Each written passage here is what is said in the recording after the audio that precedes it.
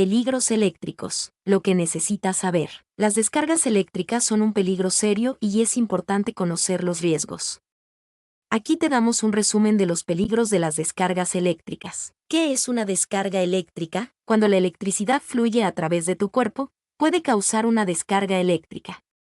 La gravedad de la descarga depende de varios factores, incluyendo la cantidad de corriente. Una corriente más alta significa una descarga más grave. La trayectoria de la corriente. La corriente que fluye a través del corazón o el cerebro es especialmente peligrosa. La duración de la corriente. Una exposición más larga a la corriente aumenta el riesgo de lesiones. Peligros comunes. Cableado defectuoso. El cableado dañado o suelto puede crear caminos para que la electricidad fluya donde no debería. Agua y electricidad. El agua conduce la electricidad, por lo que nunca debes usar aparatos eléctricos cerca del agua. Circuitos sobrecargados. Demasiados dispositivos conectados a una sola toma de corriente pueden sobrecargar el circuito, lo que lleva al sobrecalentamiento y posibles incendios. Conexión a tierra inadecuada. La conexión a tierra ayuda a disipar la electricidad de forma segura si hay una falla. Como mantenerse seguro. Inspecciona los cables eléctricos regularmente. Busca cualquier daño, deshilachamiento o cables expuestos. UAC dispositivos de seguridad.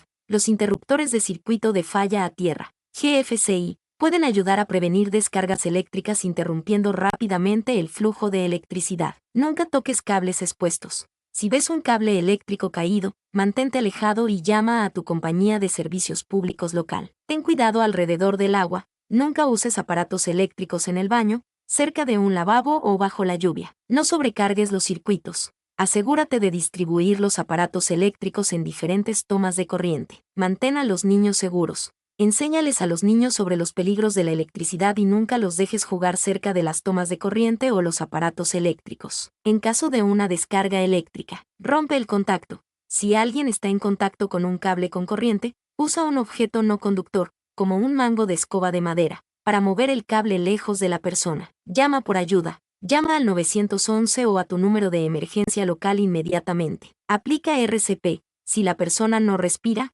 comienza a aplicar RCP. Recuerda, la electricidad es una fuerza poderosa y es importante respetarla.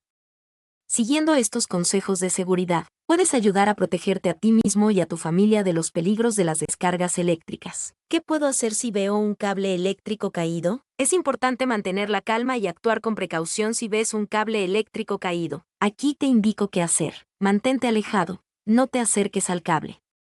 Recuerda que la electricidad puede viajar a través del suelo, así que no camines cerca de él. Advierte a otros. Si hay personas cerca, hazles saber que no se acerquen al cable. Si estás en un área pública, busca a alguien que pueda ayudar a delimitar la zona. Llama a la compañía eléctrica. Contacta a la empresa de electricidad local de inmediato. Ellos son los que pueden asegurar que el cable se desconecte de forma segura. No toques el cable, ni siquiera con un palo o un objeto no conductor. La electricidad puede viajar a través de estos objetos. Espera a que los profesionales lleguen, no intentes mover el cable tú mismo. Deja que los expertos se encarguen de ello. Recuerda, la seguridad es lo primero. Si ves un cable eléctrico caído, no lo toques y llama a la compañía de electricidad de inmediato. ¿Qué tipo de objetos se consideran conductores de electricidad? Los objetos conductores de electricidad son aquellos que permiten que la electricidad fluya a través de ellos fácilmente. Algunos ejemplos comunes de objetos conductores son metales, cobre, aluminio, oro, plata, hierro, acero.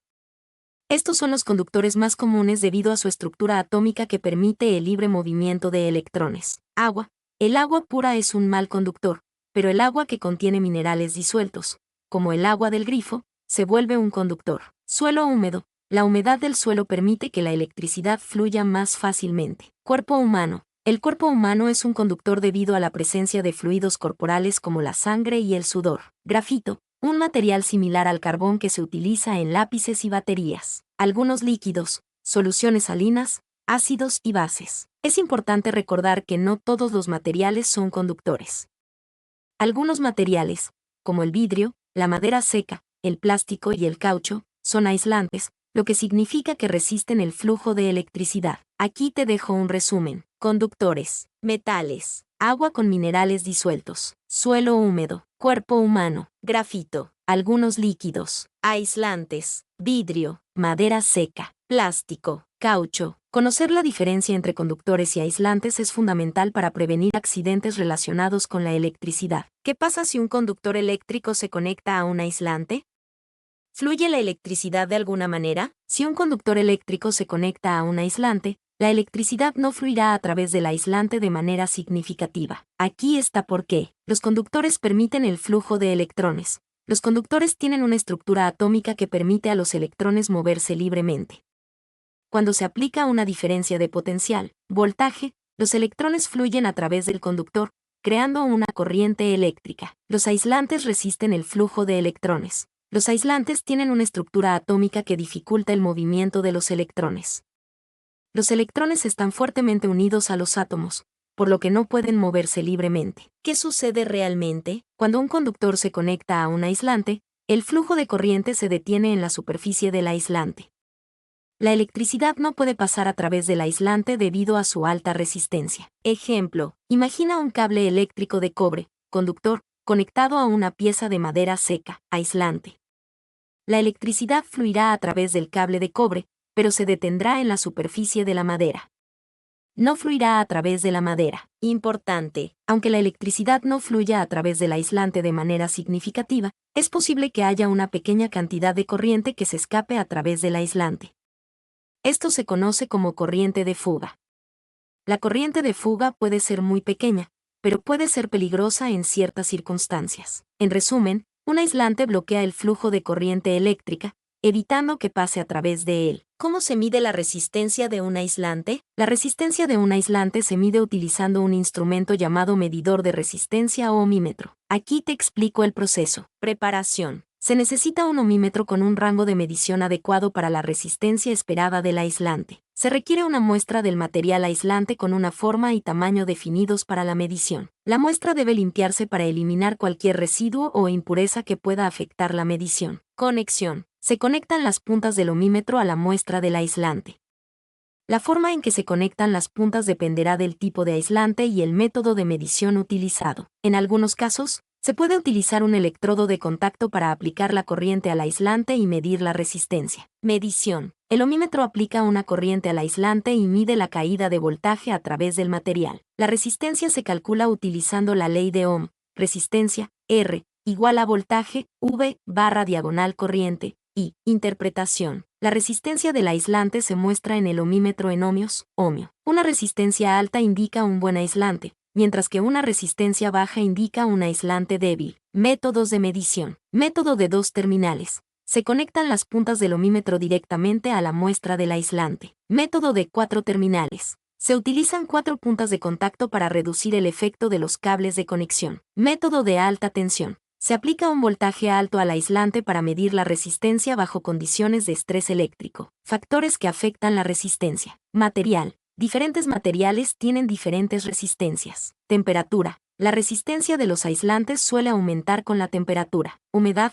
La humedad puede reducir la resistencia de los aislantes. Presión. La presión puede afectar la resistencia de algunos aislantes. Recuerda que la medición de la resistencia de un aislante es un proceso complejo que requiere equipo especializado y conocimientos técnicos. ¿Podrías darme algunos ejemplos de materiales que se utilizan comúnmente como aislantes eléctricos? Claro que sí.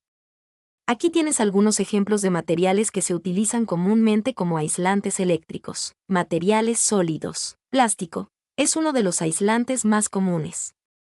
Se utiliza en una amplia variedad de aplicaciones, como cables, enchufes, cubiertas de dispositivos electrónicos y aislamiento de cables. Algunos tipos de plástico comunes usados como aislantes son el PVC, el polietileno, el teflón y el nylon. Goma. Es un excelente aislante y se utiliza en cables, guantes protectores, alfombras y otros productos. Cerámica. Se utiliza en aplicaciones de alta temperatura, como en hornos y calentadores. Algunos ejemplos son la porcelana y la alúmina. Vidrio. Se utiliza en componentes eléctricos como aisladores, tubos de vacío y lámparas. Madera. Se utiliza como aislante en algunos casos, especialmente la madera seca. Sin embargo, la madera húmeda es un conductor. Papel. Se utiliza como aislante en cables y condensadores. Materiales líquidos. Aceite mineral. Se utiliza como aislante en transformadores y otros equipos eléctricos. Gas SF6. Es un gas inerte que se utiliza como aislante en equipos de alta tensión. Agua destilada. El agua pura es un buen aislante, pero el agua del grifo, que contiene minerales disueltos, es un conductor. Otros materiales. Aire. El aire es un buen aislante. Es por eso que se utiliza en líneas de transmisión de alta tensión. Vacío. El vacío es un excelente aislante. La elección del material aislante dependerá de las necesidades específicas de la aplicación, como la temperatura de funcionamiento, la tensión eléctrica, el costo y las propiedades mecánicas. ¿Podrías explicar cómo la temperatura afecta la capacidad aislante de un material? Claro que sí. La temperatura tiene un impacto significativo en la capacidad aislante de un material. Aquí te explico cómo. Aumento de temperatura. Cuando la temperatura de un aislante aumenta, la movilidad de los electrones dentro del material también aumenta.